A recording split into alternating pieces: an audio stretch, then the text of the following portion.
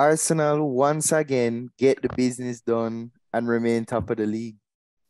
Trossard, for me in this one, once out the man is proving you wrong. He's showing you that players can come from the teams like Brighton and the likes of them and come up to the top six teams and perform. The man had a wicked goal that was disallowed, rightly so. Ben White was holding him. But then that assist, bro, that shit was clean as hell. And then we're down to Martinelli's finish. Bro, Realistically, I don't know still. That for me, Trossard was the man of the match in this one. I mean, he was excellent. um, I mean, sure, man of the match from a match that featured what 0.6 of XG in total. Sure.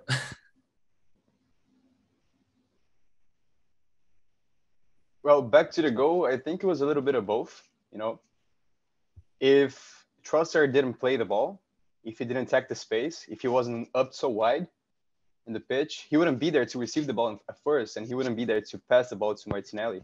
He was very aware and very quick on his decision making to explore the space, attack the space, and pass the ball to Martinelli in a wonderful way. And Martinelli with a brilliant finish. Just like you mentioned, Arteta should be giving him more opportunities as a striker. And I mean, that was an opportunity right there. They were switching back and forth, him and Trossard, between the left wing and striker positions. They were switching a lot. But Martinelli pretty much scored this goal as a striker would have. So what are your thoughts on Martinelli as a striker or as a false nine, even if he was switching with Trossard back and forth? But it's just as I was saying, like Martinelli, I rate him as a striker. And early in the last few matches, I was saying, yo, Eddie is just messing with this guy's game right now. And then in the first half, I took it back and I was like, yo, Martinelli just looked like he's not performing right now because he was misplacing passes, losing the ball. But then the man come up with the finish. The man just shot me right up as soon as the second half started. Arteta, another halftime team talk masterclass. Hit the ball at the back of the net 3 times though. 2 disallowed. Unlucky still, but yo, big clean sheet. The defense proving you wrong one suck. Yeah, I mean that's one thing we mentioned, right? So Arsenal seem to have gotten it together. They allowed, was it actually one shot from outside the box from Dewsbury Hall? Only But then, one shot.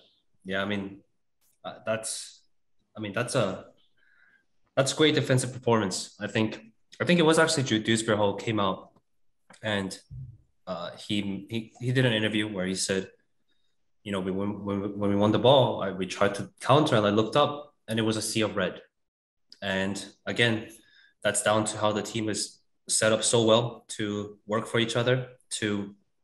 I mean, offensively, Arsenal weren't as free flowing as they could be, right? Of course, but I mean, when you nullify an opponent to that extent, you have to give them credit.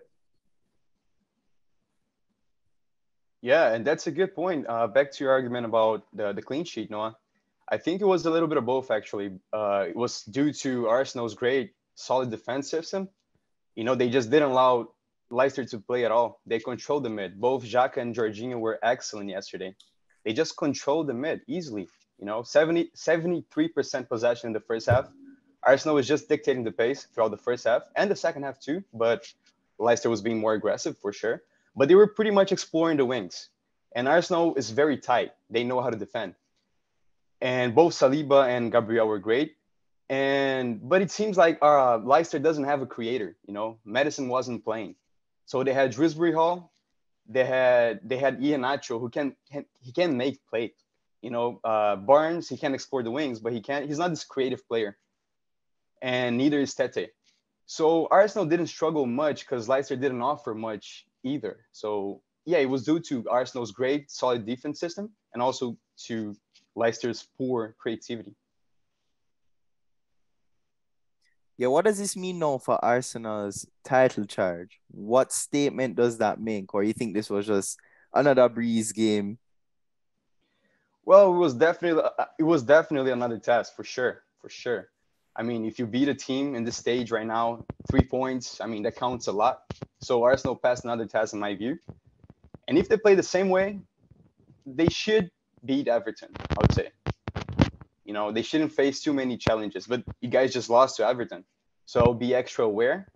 I'm not sure which points you take from this match as learning lessons for Arsenal not to lose to Everton again. What worries me is Odegaard kind of looked shaky in this one against Leicester. So I just hope he kind of picks up back his form, and I think we have a good show. Yeah, that's what I want to mention too, because Odegaard was rightfully subbed off. For, of course, I mean, at that stage of the game, you're taking him off for more a defensive assurance, but I thought he should have came off a bit earlier. I mean, maybe you didn't need to because you're already 1-0 up, but it's it's been the past few games now where he's looked not to his flourishing self, right? And I'm sure you can agree to that as well. So he's gonna have to step it up because you know you struggled against. I mean, you struggled, but 1-0 win is you'll take that at this stage of the season. Crucial. I mean, what do title winners have in common? They win games 1-0, and that's exactly what you've gone and done. So another big game against Everton, you win that game, 5 points clear. So Yeah, with our chasing Man City. Speaking of them, they took care of business against Bournemouth. Still, I mean, the pressure was on. Arsenal won the earlier match, given it's Bournemouth, but still, they did the business. However, I do want to ask a question though. That the lack of clean sheets now, another one against Bournemouth, as you guys mentioned, they struggle to score, but yet they're here scoring against City. Is that something to worry about in the title run?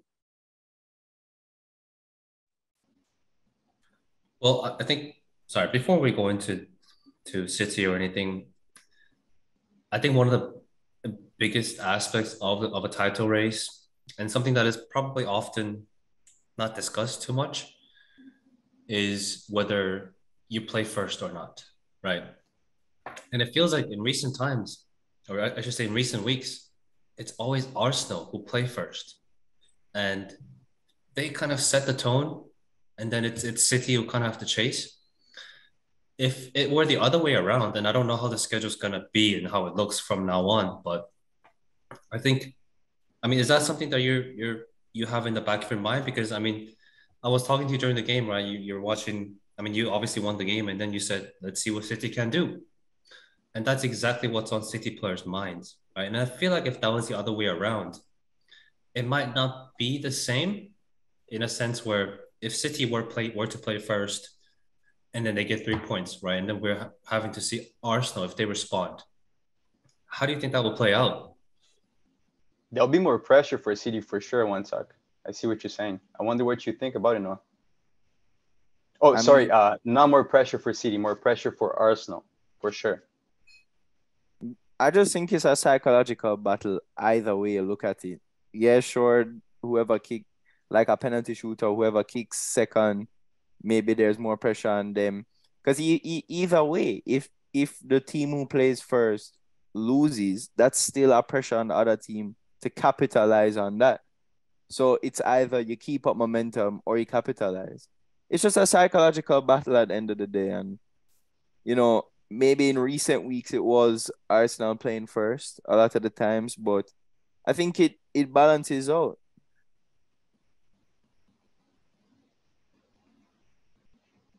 Yeah. And I mean, yeah, we don't know how, I haven't looked at the schedule yet, but I mean, we'll see. But touching on the game, I thought City, they should have done this to Forest too. They should have killed the game off way earlier, or they should have killed the game off, period. They didn't against Forest. First goal, great finish. I mean, Haaland hitting the post again. very unusual of him, but he comes back again with the goods. He scores his 27th. I'm pretty sure it's just only the Premier League, right, that breaks the City record. And he's well on his way to break Mo Salah's record of 32 goals, right, in a season. I mean, he'll break that by... No, the record is actually 34 in a season by Alan Shar and Andy Cole. Right, but that's 42 game season, right? So in the 38 game season, it was Ronaldo, right. and then your Salah broke it. Yep. What are we saying? He breaks it by March, April? Well, he needs 5 goals, 6 goals, I'd say, with 13 games in hand for a guy like Haaland. That's nothing, man. You know, he's gonna break it in the next 2 or 3 games. Oh, I mean, you're expecting him to back 2 hat tricks in a row? I wouldn't It's doubt, not man. unlikely still. It's freaking Haaland, man. Yeah, I mean, he certainly could do. But I think their fixture runs are pretty easy coming up. So they're going to need to build on this. I mean, they scored 4 for the first time in. I know they scored 3 at Arsenal, but against the opponents of the likes of, Bournemouth, Nottingham Forest. So they're going to have to build on this. And let's see if they can go on a run. Yeah, I mean, City was great in general. Like, they were light years ahead of Bournemouth for sure. I mean, there was nothing Bournemouth could do to offer threats.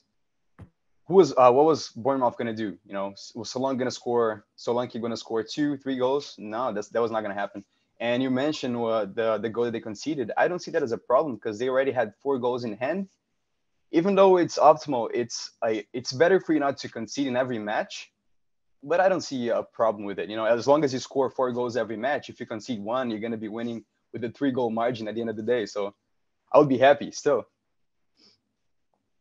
Yeah. And also, it seems like City didn't have to work too hard to score their goals. Seemed like they were easy to come by. They weren't that crafted, if you know what I mean. Do you get that? Do you get that feeling too? Well, I mean, they were pretty much gifted one. I know it was a great finish from Foden to get into that space, but yeah, I mean, I just felt it was one of those games where everything goes right for City. I mean, it was easy. Once it went to 2-3-0, it was over. They went to second gear, right, when they already went to 3-0, and then they got an own goal. So what's nervy is also, goal difference is looking like a critical factor in the running. yeah, right. and City will always have an advantage over you lot because of Haaland.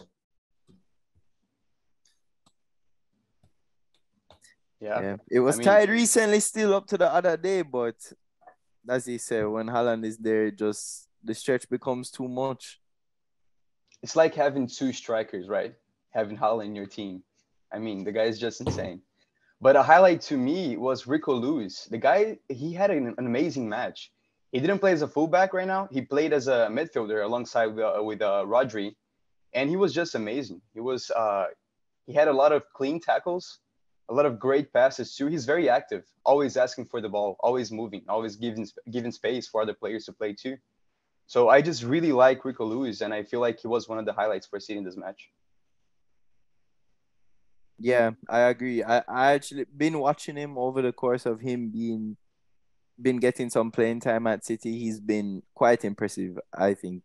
He's really good, actually. What impressed me is that he played as a center defensive mid now, and he still did a great job. So I mean, this guy is gonna grow to something great.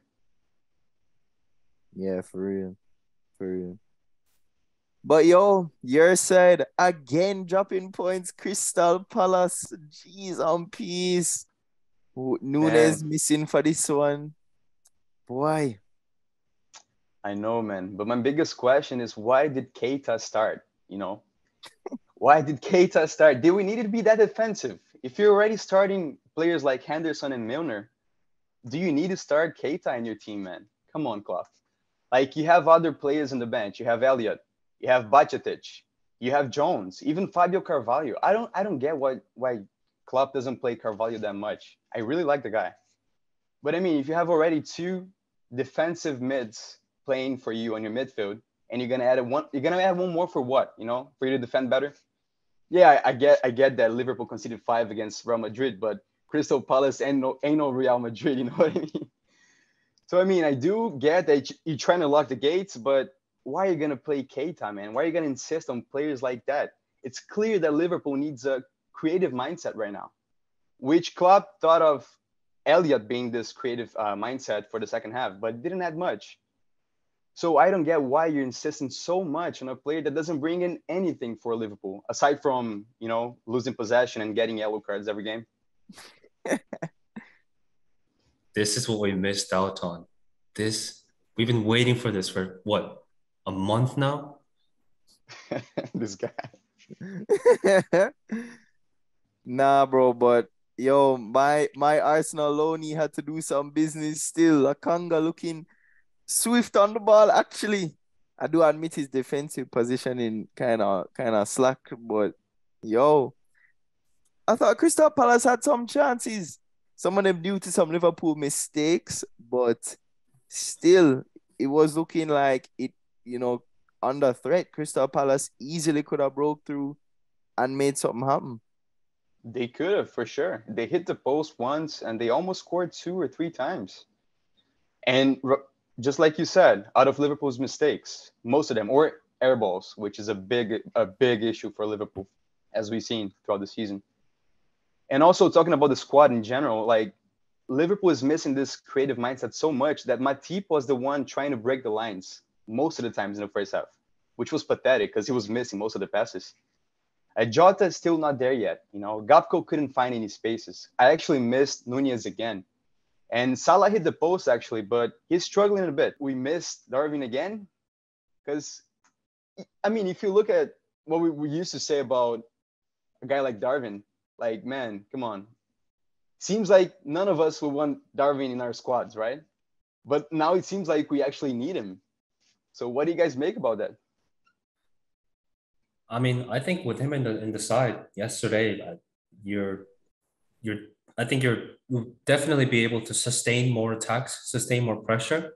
I just when the ball went into the areas, and there was just no one to hold up the line, just no one to lead the front, just do all the dirty work in the front, and that I think that was one of the reasons why there was you weren't able to sustain attacks, and just of course there's other issues too, but if at least Nunes was there, I mean he helps with that a lot. I get it a lot about his I get a lot about his finishing, all that, but I mean even Salah's struggling with his finishing, right? Gakpo should have scored that in the end, near the end, where Salah slipped him in beautifully, right? So it's not just Nunes, but Nunes does a lot more work, to me at least, in that front line, that when he does actually not play, you guys do actually miss him. Yeah, even though he doesn't score many goals, he still adds a lot to the team, like you said. I think the whole side just shit right now.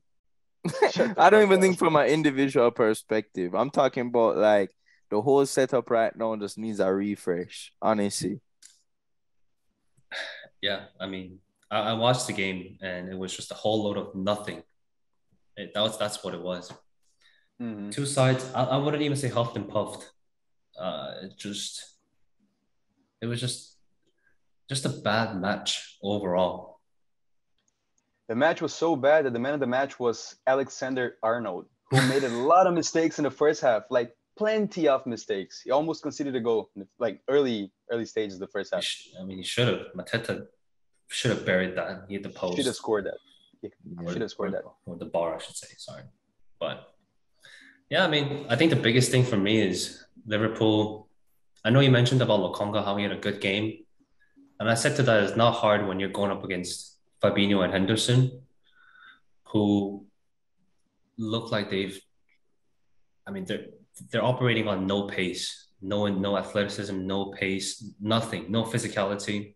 I mean, it was just so evident to see. And you had that Milner in there. I know Trent was subbed off in the halftime. Sorry, in the second half, and I didn't agree with that. You put Milner there. You saw how much Milner struggled, right, against, I think it was Eze, right, who came on, and that little bit of attack that Liverpool were enjoying down the right-hand flank was gone as soon as Trent came off. I don't know if he was injured. I don't think so. If it was tactical, that was wrong, because if anything were to come from Liverpool, it looked like it was going to happen from their right hand side, and it was gone as soon as Trent was taken off for what is he, 38 now? Milner. Yeah, I don't know his age, but he should be around that. Liverpool looking like a disaster with Klopp, just like how he had a disaster at the end of his Dortmund spell. They're I'd be facing worried. they're facing Wolves, who embarrassed them 3-0 in the midweek. It's an interesting midweek matchup because Arsenal got humbled at Everton. They invite Everton. The same thing with Liverpool. They invite Wolves to Anfield. Will both teams get their revenge? And also, We'll it's an see. opportunity for Liverpool to pick back up on the top four race. You know, if we win that match, we're gonna be 6 points away from Tottenham, which is a little far, but it's still doable. But if Liverpool keeps on playing like this, it's not gonna happen, unfortunately. Speaking of Tottenham, they got the goods against Chelsea in a 2-0 victory in the London Derby. Harry Kane at it again, but a surprise goal scorer in the form of Skip with a screamer. I was hoping Chelsea was going to something in this one, but I think again, evidently we are seeing they are lacking a striker. You were right, one talk at the start of the season. You know things are not going right for you when even Skip is scoring against you. His first ever goal for Tottenham, and it came against Chelsea. That's how you know nothing's going right for you at the moment. I have no sympathy for Chelsea because I don't like their model. I don't like how they operate. I don't agree with it. It's worked. They've won 2 Champions League in recent years. They've won more Premier Leagues among everybody except for Man City, I think. I think they have 2, and everyone else is on 1.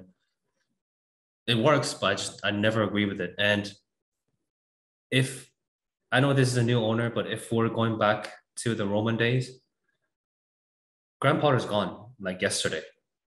And the only reason he's in the job right now is because of the fact that, I mean, he gave him a huge contract. I think it was 6-7 years.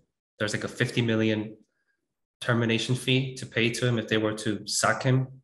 I'm sure that's a big factor too. But I mean, it has to come down to his ego, and I'm talking about the new owner, Todd Bowley.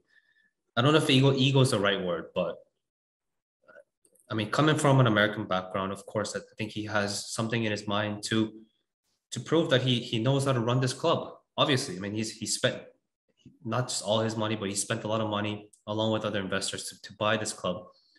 And I'm sure he would desperately want Graham Potter to succeed because he's the one who sacked the Champions League winning manager and brought a replacement in. And I don't know if it's right. Like, I can't see any adaptations. I know he's changing his lineups here and there, trying to shake up some things, but nothing is working. Yeah, and picking up on your point about him replacing Tuchel, and I mean all this pressure on top of him, plus the contract size, the release clause, it's just too much pressure. And him having a bad season like this, I'm not sure what can happen at the end of the season if things keep on going the way that they're going right now. Well, I'll tell you this: 95% of the Premier League fans are supportive of Graham Potter, and you know where the 5% is coming from. 19 other Premier League teams are wanting Graham Potter to stay, and that tells you everything. He's just, I just don't see how this can go on for much longer. I mean, we said it. This is a crucial game for Tottenham, of course, but even more crucial for Chelsea because still, I mean, they haven't lost to Tottenham since I think it was 2018. Thomas Tuchel had won every single game against Tottenham prior to this season.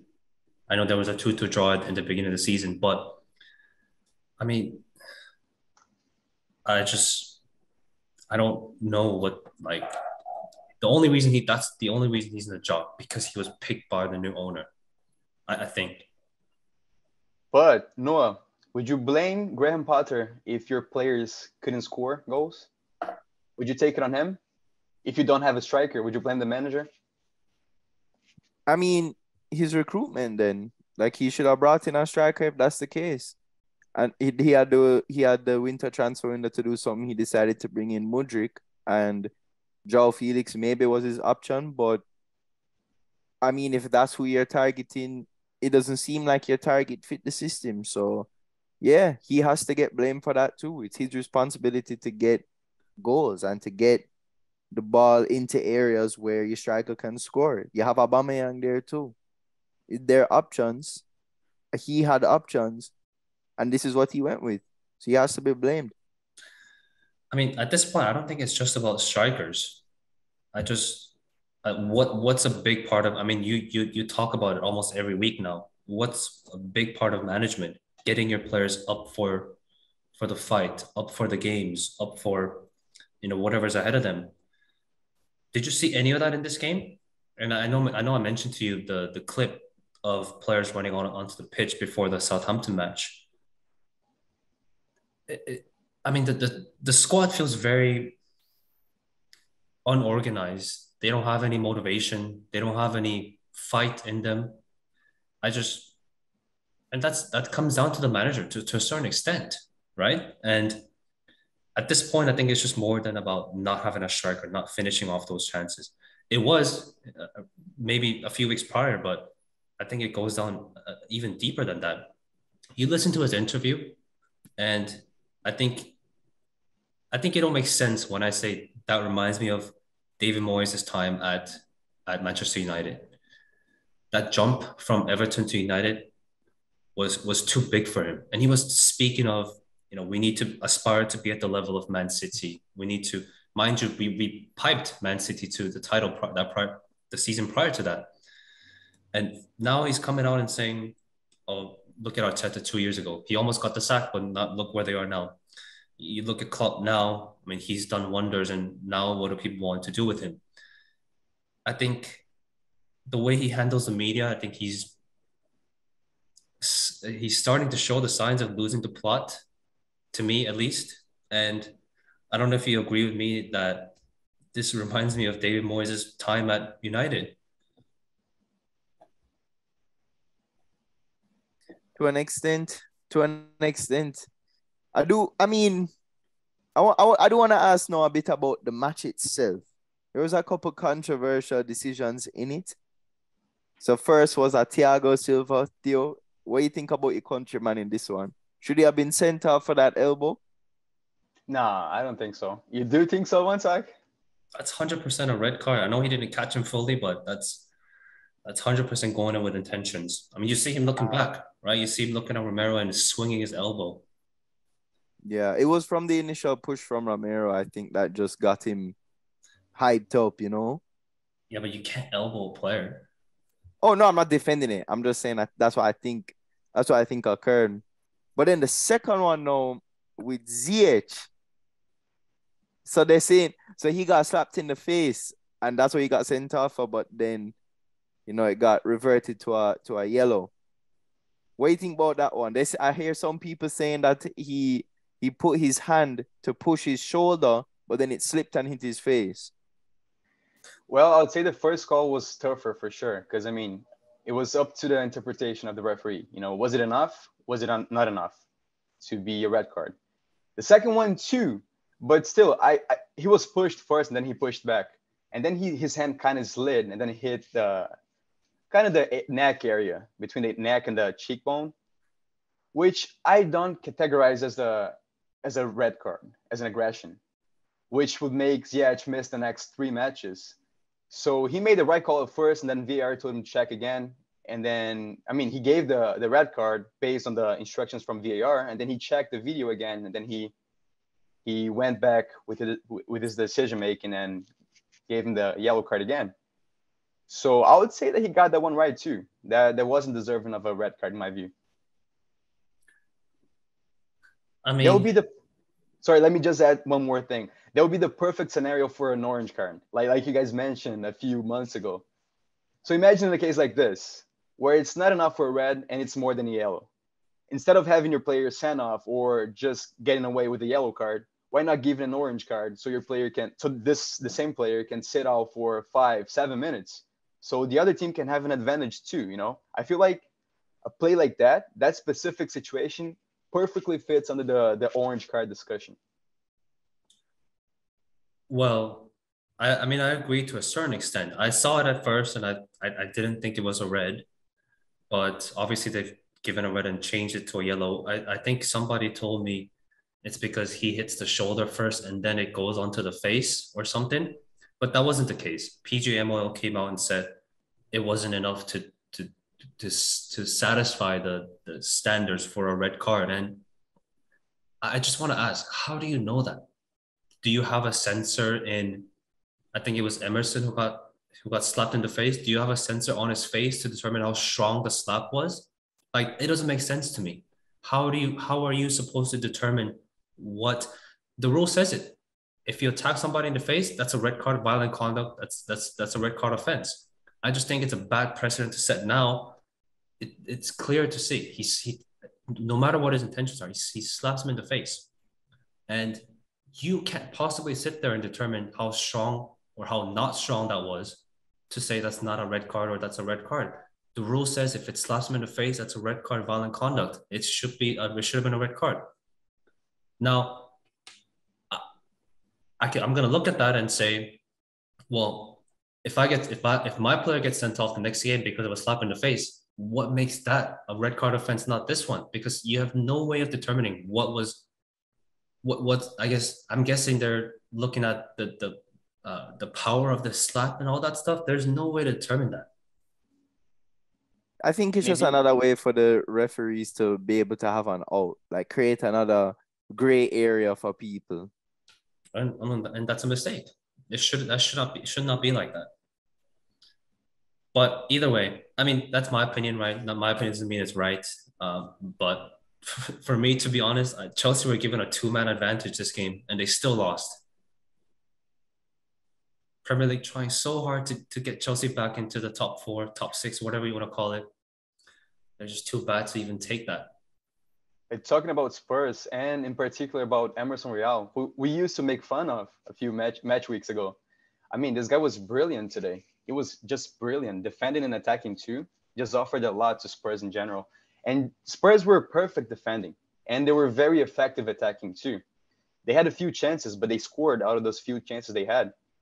So the question is Tottenham going to clinch a top 4 position or not? Or is Liverpool going to pick back up? Liverpool are the question. but I mean, they really could. They're looking like probably the favorites at the moment, to be honest. Well, bad news for Tottenham. Antonio Conte's coming back. But yeah, probably that could be the case. We can see one. But at the end of the Premier League weekend, you once up must have been one happy man. Finally clinching your first trophy in, what is it, 6 years? Jeez, look at this guy ripping the jersey right now. Yep, I'm dapping up the badge right here, the proud badge right here. 5 years and 9 months to be exact. I think we won the Europa League last in 2017. I mean, like you said, Newcastle just not enough to provide any threats. Second half was tidy. Good game management, I guess. Didn't need to be fancy or very expansive, right? 2-0 up, Newcastle offering nothing. And I want to give a shout out to, we'll end it on this, but I want to give a shout out to the Spider-Man.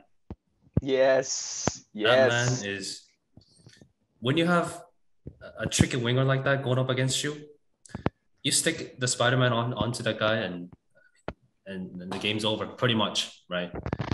He killed the game, and I will give him I guess he's not going to get the man of the match because he only played the second half, but he gets a special shout out from me. It was perfect in the second half, just like Weghorst was excellent in the first half too. So man of the match for me, Wan-Bissaka for sure. And let's calm down, guys. It's just the Carabao Cup, guys. Chill Yeah, out. like I said, it's just a Carabao Cup. I'll say that about every single other club that wins a Carabao Cup. It's just a Carabao Cup. Impressive that you guys beat Barcelona and now beat Newcastle in the final.